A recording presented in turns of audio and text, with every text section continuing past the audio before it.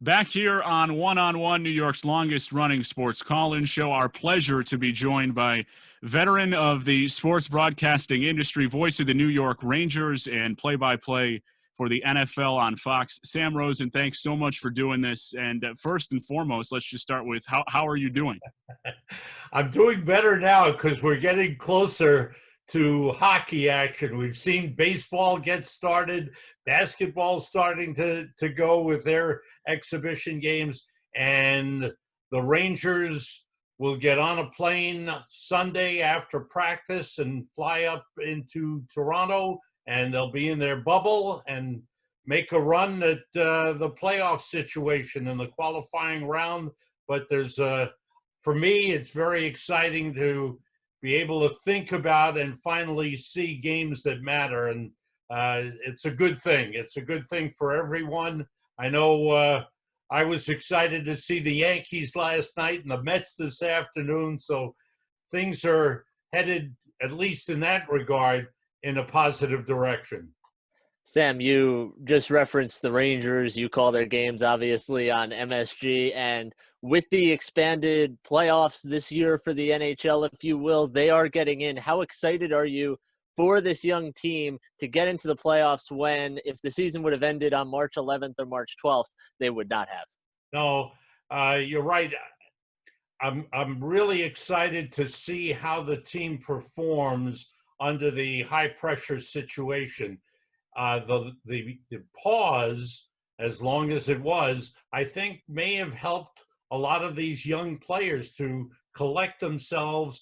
A player like Capo Caco came in as a number 2 draft pick overall with high expectations. He really struggled. He was up and down for the season, the 70 games that they played. But in watching him in practice the last week or so, you just see a level of confidence that has been raised. I think he got home, collected himself, worked out, and now came back feeling good about himself. And he looks different. Now, it may not translate into a lot of goals. He's still very, very young, but you see some growth on the ice as a player, and you see it in a lot of the young players. So it'll be very interesting to see how they perform. The coach has a real good approach. They've worked hard. They've shown a lot of speed, but then a lot of teams are rested and they've gotten healthy, especially Carolina, who the Rangers play in the qualifying round. And it'll make for some good, intense hockey, albeit without fans. You mentioned the ability to get some rest, and you have the layoff, and that it can be beneficial for some players. But there also is another side to that layoff, in that some players haven't been working out in the same way that they otherwise would have, or aren't used to the thick of a season the way they might have been if you're just starting the playoffs at the end of the regular season. Do you think there are some negatives? How do you think the layoff will affect some of the players trying to come back? Well, I think originally there was some concern, but these athletes are so conscious about their physical conditioning.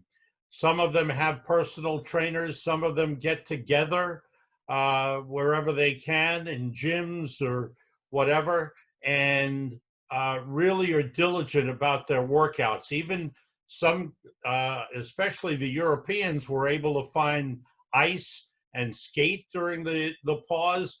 The people who stayed here in the States tended to just work out on their own, but they got back. There was voluntary practices where small groups were allowed to practice once they came back, and they opened the practice facilities for each team, so you could skate in a group of 5 or 6. So the guys, I think, have come back in good shape. And now, after having worked out for the 9 or 10 days, they're in pretty good skating shape. I think the test will be, and all teams have scrimmaged, but now the test will be practice game, exhibition games, they call them. The Rangers will play the Islanders Wednesday on the 29th. That'll be an exhibition game before their first qualifying game against Carolina on August 1st. But I think by and large, the players have come back in good shape. I know none of the Rangers have come down with any injuries, any pulled muscles, no bad hamstrings, no groin pulls. So that's been very positive. And all coaches and all organizations are diligent about their training staffs and making sure that off-ice conditioning is adhered to just as much as the on-ice conditioning. Sam, I wanted to ask you because as part of your job with the Rangers, in addition to getting to call most of their games, you get to see a lot of Artemi Panarin, who was recently named one of the 3 finalists for the Hart Trophy. I imagine that has to be a lot of fun for you, but what has it been like in his first year in New York, how he's just kind of taken over the team and he's looked unstoppable at times, and he might get a Hart Trophy here over the next few weeks. What do you make of just how good he's been in his first year in New York? And James, I'll also throw in the Ted Lindsay Award, which is voted on by the players as top player in the league. And he's a finalist in that category, along with the other 2 that are in the running for the Hart Trophy. When you look at Panarin, he's one of those players, when you watch him from a distance, you see him, you kind of know he's a good player. We watched him 2 seasons with the Chicago Blackhawks, then the next 2 seasons with the Columbus Blue Jackets, and you know he's a good player. When you see him every day, you realize just how good he is. And coming to New York, he embraced being here as a New Yorker, in a similar fashion as Mark Messier. When Mark came to New York from Edmonton, he embraced New York. He wasn't afraid of it. He didn't shy away from the spotlight. He embraced it and said, I'm here to win. And Panarin, in his own way, in his own language, has done the same thing. He has come here with the idea that he has a chance to be a big-time star. He signed a tremendously expensive contract. He'll make a lot of money for a lot of years. And he has a chance to be a superstar in the game, and I think he is really enjoying that challenge. And what you see on a game-by-game basis is the love of the game, the involvement that he has, the way he interacts with his teammates who really enjoy playing with him and being around him, and then the overall skill that he has, which is tremendous. 95 points. He would have gone on to have a close to 110-point, maybe 115-point season. It was spectacular watching him this season, and now we get a chance to see him in the playoffs. When I watch Artemi Panarin from afar, you can sort of pick up a buzz at MSG when he touches the puck.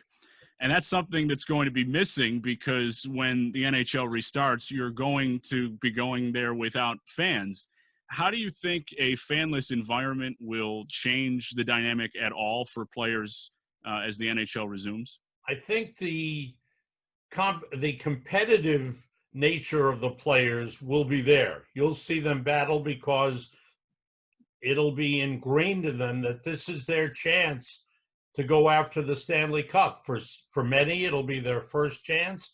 For others who've been in the playoffs before, it's another opportunity, but the competitive nature will be there. Now, what's missing, as you said, Nick, is the fact that players feed off the excitement in the arena.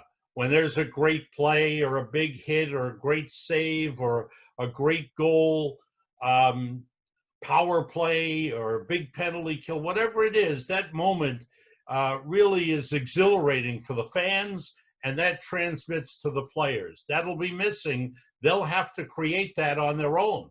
I think the coaches, it'll be pressure on the coaches to push their guys on a constant basis to keep them up and fired up and understanding that every shift is so meaningful because it's a short series, 3 out of 5 series, and they've got to really create that excitement and energy that might be missing with the crowd not there. Sam, let me kind of stay on that subject, if you will, because I've heard some announcers, maybe not necessarily in hockey, but other sports, talk about the challenges of calling games without crowd noise or with piped in crowd noise, something like that. And this is something that in hockey, like with the other sports, you're going to have to deal with. And obviously the crowd plays a big role in hockey. Let me ask you, from an announcer's perspective, whether it's hockey, whether it's football that you might be doing in the fall, how difficult is that to prepare for as an announcer when you make a big call and there isn't that big crowd reaction that you might have been used to in the past? I'm not sure. I'm really not sure. I am an enthusiastic announcer. I get involved. I'm jumping out of my seat when there's a great play at Madison Square Garden or wherever we're calling a game from. I'm into it. I'm into the game. I think I'll feel it somewhat just watching the games. I'm excited, as I said before, just to have the games back and the games are meaningful. But when there isn't that crowd reaction, I'm not sure what to expect because I like to get in there and be excited. It might have to be a bit of a controlled excitement, not go over the top. Stay a little level-headed. But I gotta kind of just have to feel it as the game goes on. The piped-in noise, the ambient sound, I think will help, and I think it's a good idea. But it'll be interesting to see how the games unfold because we're going to be doing the games from the studio on a big monitor, and it's not like being at the arena and getting that feel of the hit in the corner or along the boards or the battle in front of the net or the goalie diving to make a great save. It'll be tough to get that feeling. So it'll kind of have to evolve into how we're going to call these games. But again, the importance of the games, I think, will also help out. Sam, you jumped the gun on my next question. That's where I was going. Are you experienced at all in calling games from a studio remotely? And if not, are you worried at all about the potential adjustment? We've done a couple of games a few years ago. The Rangers opened up in Sweden, did some games there in Europe. So we called a couple of games off the monitor. We'll have a big monitor. I think that will be helpful for identification. Obviously, our cameras, we're dependent on the cameras at the arena, but we're talking about 2 network feeds. You've got NBC for the States. You've got Canadian television. I think the camera quality will be good. The people, I'm sure the best people will be there in the arenas manning the cameras. So I think overall, the coverage will be good, the cameras will be good, and we're kind of reliant on them. But yes, I have called a couple of games. Again, there were fans in the stands in those games too, so that'll be the biggest adjustment. But yeah, a hard part will be being totally reliant on the cameras that are there, and you're back in the studio, dependent on them to show you what's going on. Sam, moving back to some of the on-ice stuff here, and with the playoffs and hockey coming back next week, obviously somewhat expanded and modified given what happened to the end of the season and with coronavirus. But the Stanley Cup playoffs are known for kind of unpredictability and madness and a lot of upsets, which are really a lot of fun. How do you think this format lends itself to that? Do you think we're going to see, I don't want to say the same level of madness as, say, last year, because there were even more upsets last year, but how do you think this particular format lends itself to seeing some upsets and results you might not expect? Well, I think the format really was a good idea by the league to expand the playoff format. You have the round robins of the top teams for seeding when they get to the first round of the playoffs. The qualifying round involves some very good teams. The Pittsburgh Penguins are going to be there. The Rangers are an upstart team. Florida is an unknown. Carolina got to the conference final last year. So you've got some teams. You've got in the West, Winnipeg and Calgary, two very strong teams that will be playing each other in the qualifying round. So a lot of good teams. It makes for a really even kind of situation. It evens the playing field because of the unknowns involved. And how will the players react to being in the bubble for as long as they will be? And they'll be away from their families and in a controlled environment, and constantly reminding they'll be tested to make sure that that they are negative as far as the coronavirus is concerned. So everything will be monitored very carefully. It's a different kind of lifestyle that they'll have to go through, and hard to figure out how will they adapt, how will they adjust to what's going on lifestyle-wise. And then there'll be games at noon and at 4 p.m. Eastern time and 8 p.m. Eastern time, and then out west it'll be similar, but again, different times. You'll be playing 3 games a day. You'll be playing a noon game. The Rangers, 2 of their first 3 games will be at noon. 1 will be at 8 p.m. So it'll be an adjustment, but again, I think the playing field will be evened out. So there are no dominant teams out there. You can have a team like Florida with a Sergei Bobrovsky in goal and young, outstanding players like Jonathan Huberdeau and Sasha Barkov. They've got a lot of talent. They might jump up there and move on and hurt the Islanders. The Islanders are a team that's had a couple of rounds of playoff experience last year. How well will they do? They've got a real good team. The Flyers were really playing well when we got to the pause. That's a team that's really come on strong. But they might, how will their goaltending hold up? That's always an issue for the Flyers. So I think it's going to be a really balanced field, and you could name 6 or 8 teams that could have a legitimate chance to go all the way. Rangers enter the bubble as the 11th seed in the East. What do you think is a reasonable expectation for the Rangers organization, their fans, as they enter the playoffs this year? Well, this is a team that I think is certainly capable of winning the first round, but just coming off, the what I said in the last comment, this is an even playing field. So Carolina, even though they're number 6, you've got a team that the Rangers have dominated for years. The record now working in Carolina's favor is they've had a terrible record at Madison Square Garden. They don't have to play at Madison Square Garden, but the Rangers have the confidence of being able to beat this team. The difference has usually been in the goaltending. And once again, going into this series, Rangers have 3 quality goaltenders. Carolina, okay. Peter Mrazek had experience, helped them get to the conference final last year. James Reimer, he's a veteran goaltender. I don't think the quality is as good as the Rangers. That could be a big point in the series.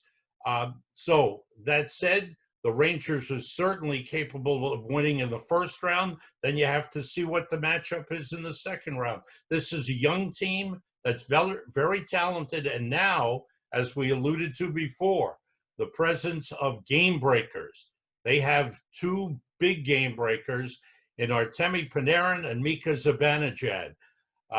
These are now players that have elite status, and the other team, Carolina, in the qualifying round, and if the Rangers move on, whoever they play, they have to game plan to stop those 2 players and their lines.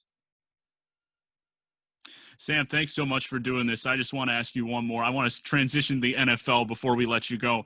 NFL looks like there's going to be no preseason. As someone who's been around the league for a long time, how do you think that will affect play, particularly early in the NFL season? I think it will affect them, Nick. No matter what, I know nobody likes the preseason. I thought the idea of cutting 2 games out of the preseason was a good one, because what it had evolved, as you well know, is the first game, the starters play 1 series and they're out. And then it's the second and third teamers. And the last game, no starters play, or maybe they play 1 series and they're out. So those 2 games had become meaningless. But that said, I still believe that you need that competitive energy, that competitive nature, where you're playing against another team and trying to, really sharpen your skills and what you need to do on the field. You need some game conditions to get ready for the regular season.